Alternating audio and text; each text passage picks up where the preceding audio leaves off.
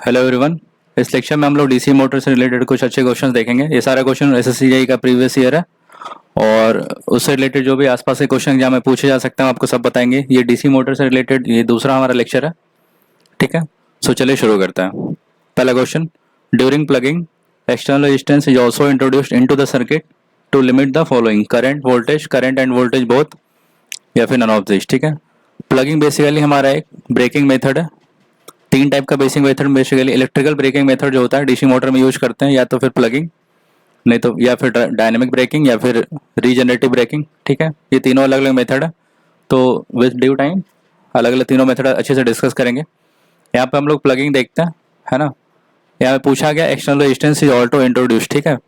तो ऐसे सिंपल तो आप यहाँ समझ सकते हैं, रेजिस्टेंस को जब भी किसी भी सर्किट में इंट्रोड्यूस किया जाता है तो मीन्स उस सर्किट का रेजिस्टेंस का वैल्यू बढ़ेगा, तो उससे क्या होगा, करंट का वैल्यू कम होगा। तो इसका आंसर जो है to limit the following current, ठीक है। रेजिस्टेंस को जब भी इंट्रोड्यूस करेंगे प्लगिंग में तो ये यहाँ पे प्लगिंग का जो दूसरा नाम है प्लगिंग, ठीक है। प्लगिंग को हम लोग रिवर्स ब्रेकिंग मेथड भी बोलते हैं, क्योंकि यहाँ पे करंट का वैल्यू को रिवर्स किया जाता है, ठीक है ना। रिवर्स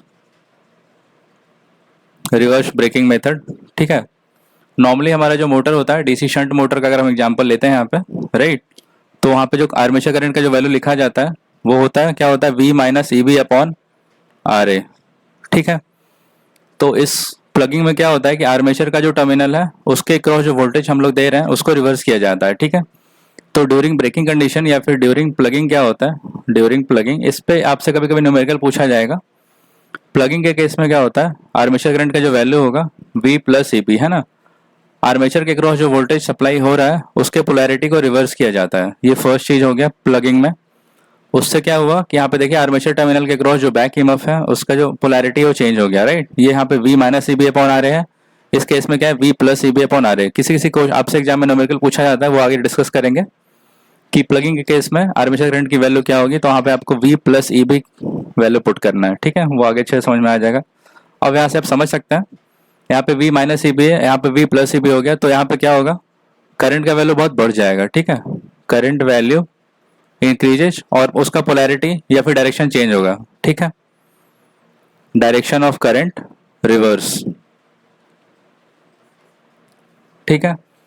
और रिवर्स करंट की वजह से यहाँ पर रिवर्स टॉर्क लगेगा। टॉर्क इक्वल टू क्या होता है, 5 इंटू आई ए, है ना। फील्ड का जो कनेक्शन है उसको सेम रखा जाता है, बस आर्मेचर के क्रॉस जो वोल्टेज है उसको हमने चेंज किया है और आर्मेचर का जो पोलैरिटी है उससे चेंज होता है। तो जो करंट का यहाँ पे सिंस ये वोल्टेज जो है V प्लस ई बी हो जा रहा है, तो इसका न्यूमरेटर का वैल्यू बहुत ज़्यादा है। ये करीब करीब अप्रॉक्स ऐसा मानते हैं कि जो करंट का वैल्यू है ये नॉर्मल करंट से डबल हो जाता है, तो करंट का वैल्यू बहुत ज़्यादा बढ़ गया। तो यहाँ पे क्या करेंगे, आर ए के क्रॉस, ठीक है, क्रॉस नहीं, तो इस इक्वेशन को अब वैल्यू को कम कैसे करते हैं, यहाँ पे रेजिस्टेंस को ऐड करेंगे तो ये हो जाता है V plus E B upon R A plus R B. ये हमारा आर बी क्या है, ब्रेकिंग रजिस्टर है। आर्मेचर के सीरीज में एक रेजिस्टेंस का वैल्यू लगाते हैं, उसको ब्रेकिंग रजिस्टर बोला जाता है। तो ये डिनोमिनेटर का वैल्यू पहले से बढ़ गया तो करंट का वैल्यू अब कम हो जाएगा, ठीक है। इस प्लगिंग का बेसिकली यही पूरा कॉन्सेप्ट है ना। टॉर्क का जो वैल्यू होता है वो क्या है, 5 इंटू आई ए। यहाँ से आप देख सकते हैं करंट का डायरेक्शन चेंज हो गया इस इक्वेशन के बाद, क्योंकि बैक ईएमएफ का जो पोलैरिटी चेंज होता है तो करंट का डायरेक्शन चेंज हो गया, तो यहाँ से टॉर्क का डायरेक्शन भी चेंज हो गया। तो इसके बाद ये ब्रेकिंग टॉर्क लगाना शुरू कर देगा, ठीक है। ये जो है ब्रेकिंग टॉर्क लगाना शुरू कर दिया, क्योंकि करंट का डायरेक्शन चेंज हो गया। तो जो ओरिजिनल टॉर्क है, जो अब टॉर्क का जो वैल्यू है वो चेंज हो जा रहा है, ठीक है। तो टॉर्क का वैल्यू रिवर्स हो जा रहा है, ठीक है। तो उससे क्या हो रहा है, रिवर्स टॉर्क लग रहा है, ठीक है।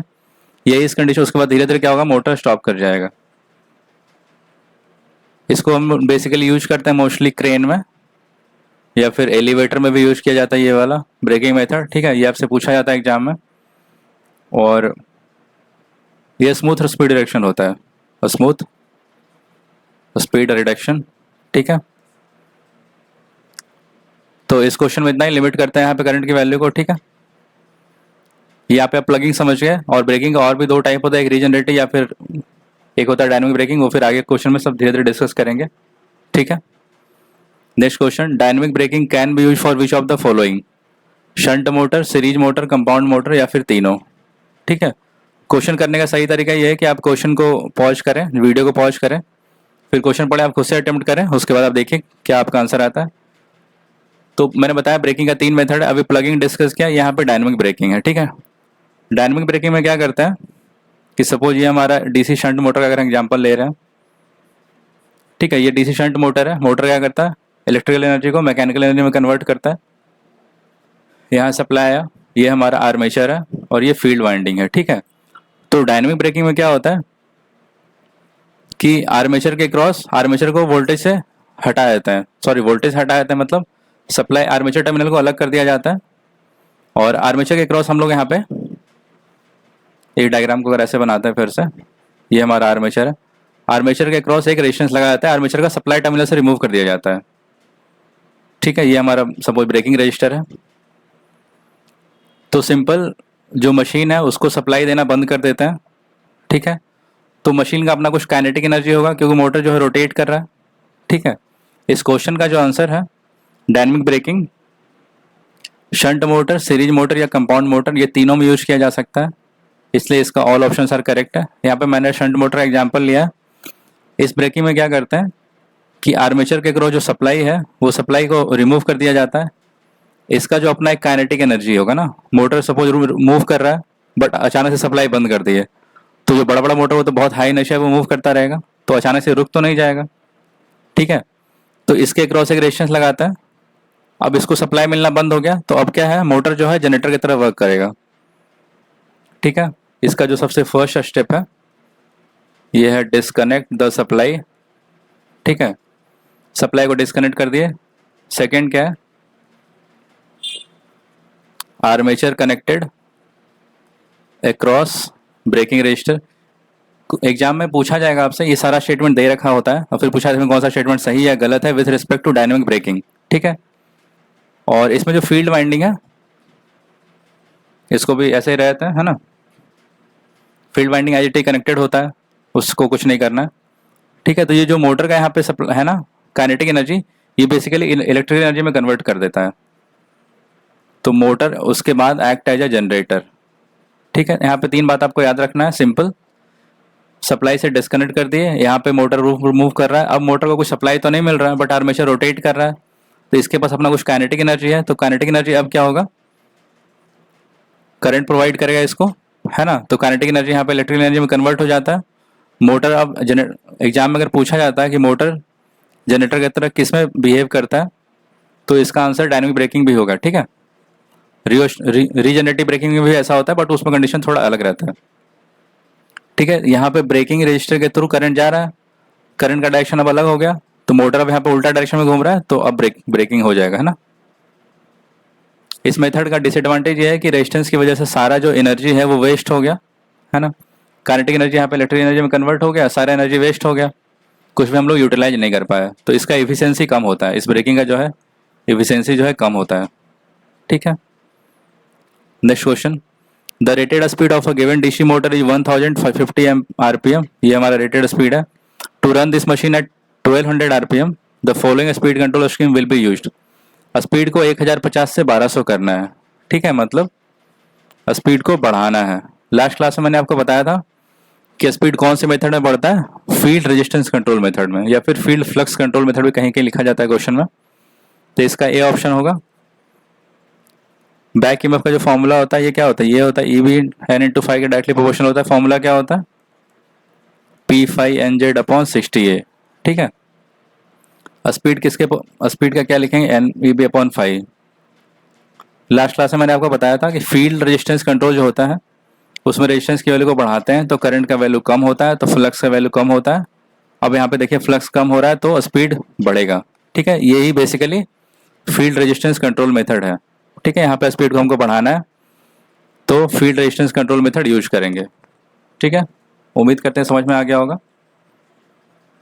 लास्ट क्लास आप देखिएगा, इसको मैंने पूरा अच्छे से एक्सप्लेन किया है कैसे क्या होता है स्टेप बाय स्टेप, तो इसका फील्ड रेजिस्टेंस कंट्रोल आंसर हो गया। Next question, the no load speed of a DC series motor, ठीक है।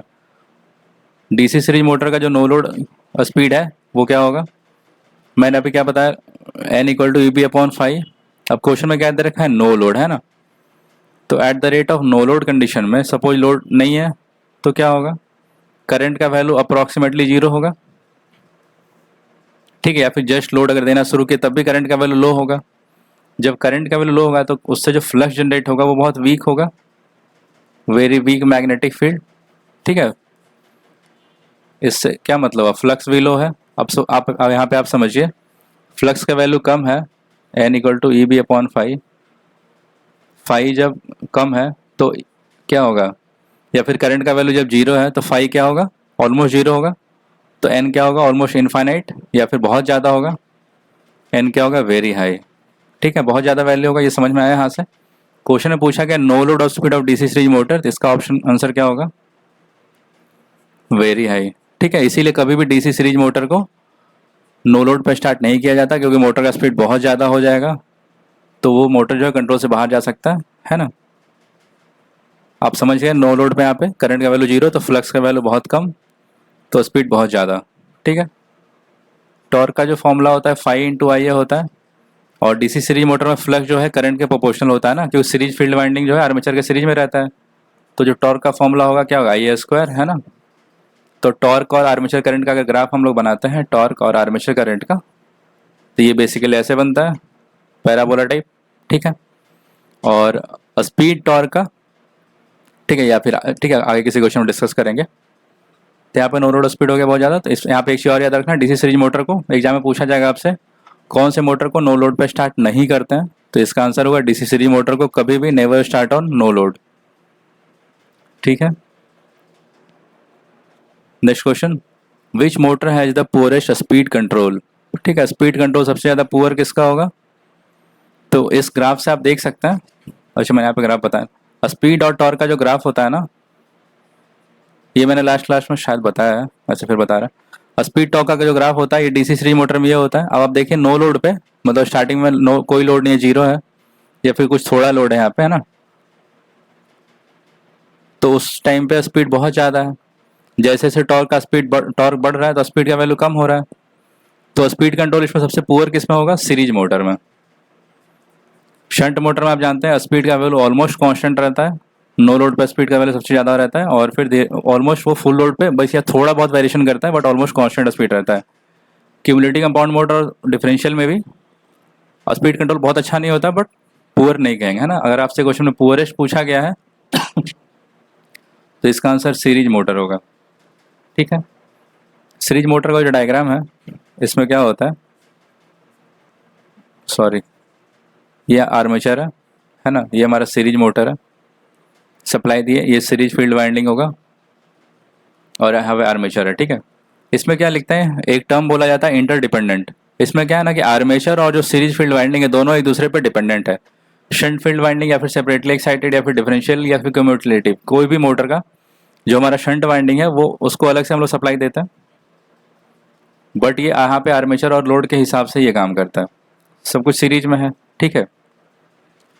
तो फील्ड का फ्लक्स और यहाँ पे जो आर्मेचर है दोनों एक दूसरे पे डिपेंडेंट है, इसीलिए इसमें स्पीड कंट्रोल जो है थोड़ा मुश्किल हो जाता है।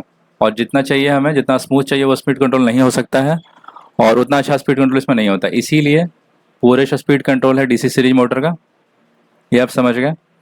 कभी कभी एग्जाम में पूछता है कि किसका रेटेड करना है, किसका बेस्ट है किसका बेटर, उस हिसाब से मतलब 1 2 3 के हिसाब से अगर आपसे पूछा जाएगा तो स्पीड कंट्रोल यहाँ लिखता है। सपोज स्पीड कंट्रोल है ये, है ना, पहले लिखते हैं डीसी सीरीज का, फिर डीसी शंट, फिर DC compound. DC series motor का पुअर होगा, सबसे बेस्ट इसका होता है डीसी शंट मोटर का, इसका गुड या बेटर जो भी ऑप्शन रहेगा उस हिसाब से आप देख सकते हैं। इसका मॉडरेट कह सकते हैं, मैंने तीनों को कंपैरिजन में लिखा है ना। सबसे खराब डीसी सीरीज मोटर का, फिर कंपाउंड, और सबसे बढ़िया डीसी शंट मोटर। आपको अगर एग्जाम में रेट करना होगा 1 2 3 कौन सा बेटर है, वो ऑप्शन में दिया रहता है ना कौन ए बी सी में कौन बेटर है, या फिर इस तरह से, है ना, अरेंज करना रहेगा, ऑप्शन दे रहता है कौन किसका बेटर है किसका बेस्ट है। तो उस हिसाब से आपको स्पीड कंट्रोल सबसे बेस्ट डीसी शंट मोटर का, फिर कंपाउंड का, फिर सबसे खराब डीसी सीरीज मोटर का, ठीक है। इतनी बात समझ में आ गया होगा यहाँ पर। Next question, which of the following motor is suitable for driving crane, hoist, centrifugal pump या फिर कन्वेयर बेल्ट। ठीक है, यहाँ पे देखिए आप क्रेन को सबसे ज़्यादा टॉर्क का जरूरत होता है, स्टार्टिंग में कोई सामान उठाना, होइस्ट या फिर सेंट्रीफ्यूगल पंप, इस सबको, इन सब में जो मोटर यूज करते हैं हम लोग डीसी सीरीज मोटर यूज करते हैं। कहीं भी हाई स्टार्टिंग टॉर्क आपको क्वेश्चन में दे रखा होगा, हाई स्टार्टिंग टॉर्क, तो 100% आंसर डीसी सीरीज मोटर होगा। क्वेश्चन में सिर्फ हाई स्टार्टिंग टॉर्क लिखा हुआ है या फिर जो लोड है यहाँ पे उसको बहुत ज़्यादा टॉर्क चाहिए स्टार्टिंग में, जैसे लिफ्ट हो गया, क्रेन हो गया, होइस्ट हो गया, centrifugal pump, conveyor belt, belt पे बहुत ज़्यादा सामान को जब हम लोग एक दूसरी जगह से मूव करते हैं तो सब में स्टार्टिंग टॉर्क बहुत ज़्यादा चाहिए, तो इस सब का आंसर हुआ डीसी सीरीज मोटर, क्योंकि इसका स्टार्टिंग टॉर्क बहुत ज़्यादा होता है। तो इसका आंसर ये हुआ, टॉर्क का फॉर्मूला आई का स्क्वायर होता है। ठीक है, ये ग्राफ बताया मैंने आपको। ठीक है, ये सब ग्राफ एग्जाम में पूछा जाता है, तो आपको ये सब याद रखना है। Next question, enclosure of a motor is made from, motor का इनक्लोजर क्या होता है, मीन्स मोटर का जो बाहरी पार्ट हुआ उसको इनक्लोजर बोलते हैं, है ना। वो बेसिकली क्या करता है, मोटर को मैकेनिकल स्ट्रेंथ प्रोवाइड करता है, इलेक्ट्रिकल इंसुलेशन प्रोवाइड करता है और हीट डिसिपेशन भी करता है ना। तो इसका आंसर क्या है, मोटर का जो इनक्लोजर होता है, कॉपर तो नहीं होगा, कॉपर तो ऑलरेडी बहुत अच्छा कंडक्टर है, एल्युमिनियम में कंडक्टर है। ठीक है, लैमिनेटेड शीट भी नहीं, ये इसको कहाँ पे यूज करते हैं, इसको केबल में यूज करते हैं। ठीक है, इनक्लोजर कास्ट आयरन का होता है, कास्ट आयरन। ठीक है, कास्ट आयरन यूज करने का रीजन है, ये इसका मैकेनिकल स्ट्रेंथ बहुत अच्छा होता है और हीट डिसिपेशन भी इसमें अच्छे से होता है और ये इलेक्ट्रिकल इंसुलेटर भी होता है। ठीक है, मतलब अच्छा इंसुलेशन प्रोवाइड करता है।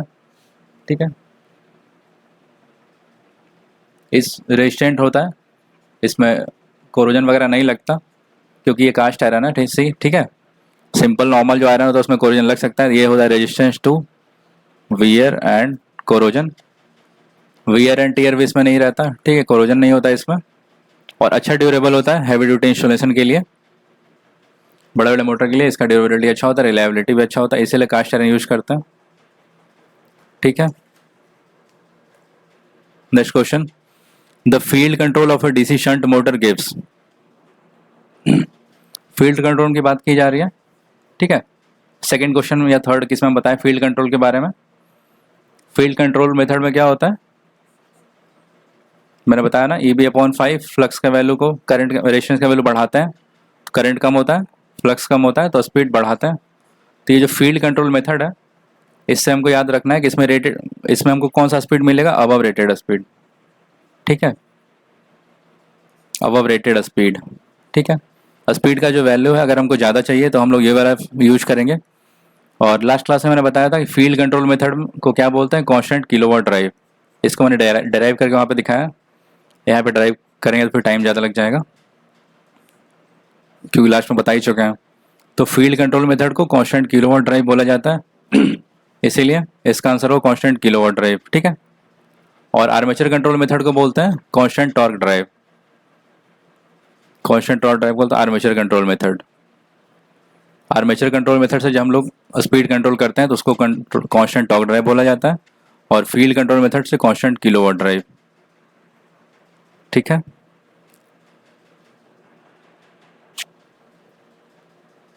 In DC machine torque is proportional to, torque का फॉर्मूला मैंने पहले बहुत बताया, अभी क्या होता है 5 × IA। ठीक है, टॉर्क का फॉर्मूला 5 × IA। अगर डीसी सीरीज मोटर होगा, सीरीज है ना, तो torque directly proportional to IA²। DC shunt motor का यही फॉर्मूला है, फ्लक्स और करंट वहाँ पे अलग अलग होता है। तो इसका आंसर क्या होगा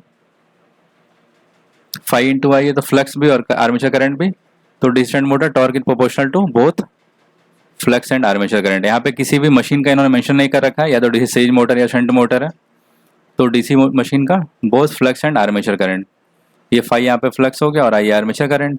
ठीक है, डीसी सीरीज मोटर होता तो स्क्वायर ऑफ आर्मेचर करंट होता है आंसर, तो ये समझ में आ गया होगा, both flux and armature current. ठीक है, the motor that is use for intermediate high torque load, सी क्वेश्चन में जब भी हाई टॉर्क लोड होगा तो आपको DC series motor answer mark करना है, बट यहाँ पे एक और टर्म पूछा जाता है क्वेश्चन में, इंटरमीडिएट। अगर इंटरमीडिएट नहीं लिखा होता तो आप सीधे डीसी सीरीज मोटर मार्क करते हैं ऑप्शन में।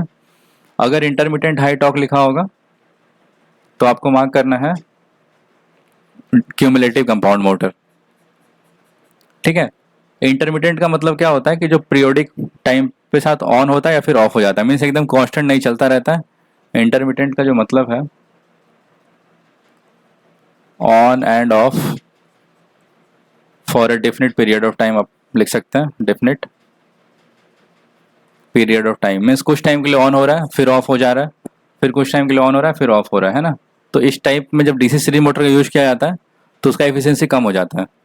इसीलिए इंटरमीडिएट हाई टॉर्क लोड के लिए क्यूमुलेटिव कंपाउंड मोटर का यूज किया जाता है। ठीक है, इसमें भी ऑप्शन में इसको भी यूज किया जाता है एलिवेटर में, एलिवेटर कन्वेयर बेल्ट में। एग्जाम में कभी कभी एलिवेटर कन्वेयर बेल्ट में आपको क्यूमुलेटिव कंपाउंड मोटर भी होगा या फिर सीरीज में, तो जब ये ऑप्शन दिया रहेगा तो दोनों में से एक ही रहेगा या फिर बोथ ऑफ द ऑप्शन मारना रहेगा।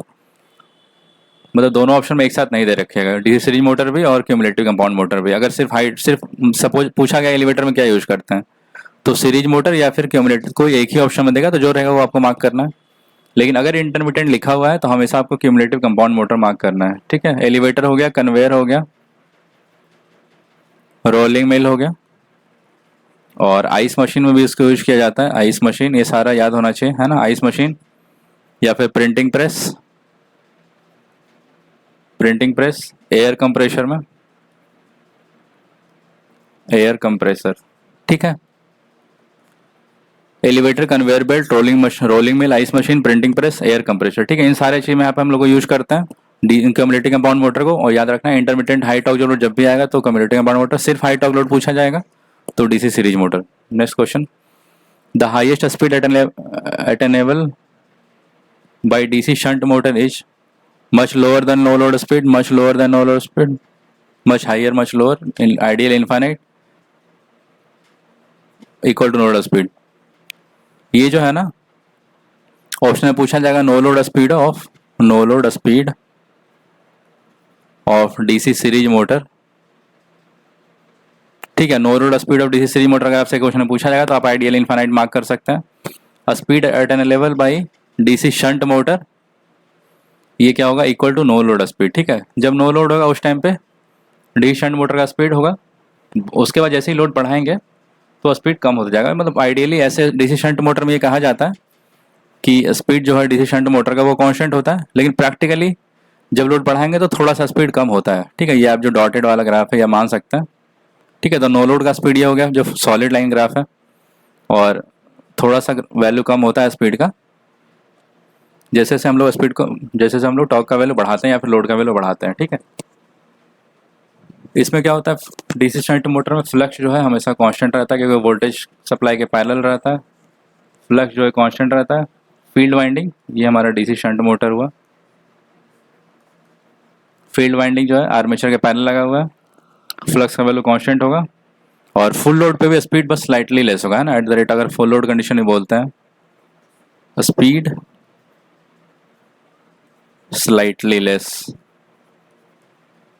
कभी कभी क्वेश्चन में ये पूछा रहता है कि स्पीड थोड़ा सा कम रहेगा या फिर ऑप्शन में रहेगा कांस्टेंट स्पीड, तो आप कांस्टेंट स्पीड मार्क कर सकते हैं। DC shunt motor constant speed पे काम करता है, या फिर स्पीड थोड़ा सा कम होगा जब फुल लोड होगा। ठीक है, नो लोड से कभी भी स्पीड ज़्यादा नहीं हो जाएगा, तो इसीलिए speed at an level by DC shunt motor is equal to no load speed. ठीक है, ये इसका आंसर हुआ। Next question, the current flowing in the conductor of a DC machine.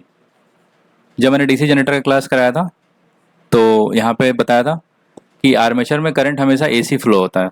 ठीक है, चाहे वो डीसी मोटर हो या फिर डीसी जनरेटर हो, आर्मेचर में करंट हमेशा ही ऑल्टरनेटिंग करंट फ्लो करता है। So the current flowing in the conductor, conductor का है मतलब बेसिकली आर्मेचर कंडक्टर ही कह रहा है, of a DC motor is AC. ठीक है, कम्यूटेटर से हम लोग करंट का डायरेक्शन को चेंज करते हैं, मतलब करंट का डायरेक्शन नहीं चेंज करते, उसको बाई डायरेक्शन से यूनिट डायरेक्शन में कन्वर्ट किया जाता है।